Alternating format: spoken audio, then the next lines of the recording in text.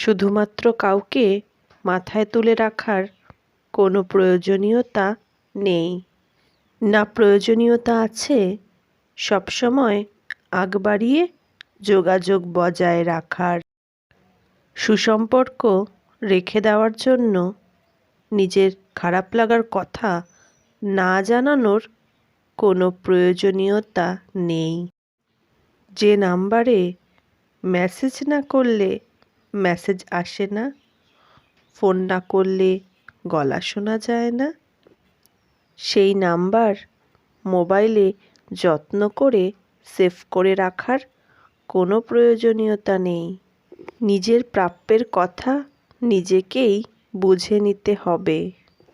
কি দিচ্ছ আর বদলে কি ফেরত আসছে তা নিজেকেই চোখ বুলিয়ে নিতে হবে। একলা এফোর্ট দেওয়া যাবে না, কিছু চেষ্টা ওদিকেও থাকতে হবে। আর একটা সহজ বিষয় বুঝে নিতে হবে যে বিনামূল্যে যা বিতরণ করা হয় তার মূল্য পৃথিবীর কোনো দরজায় নেই।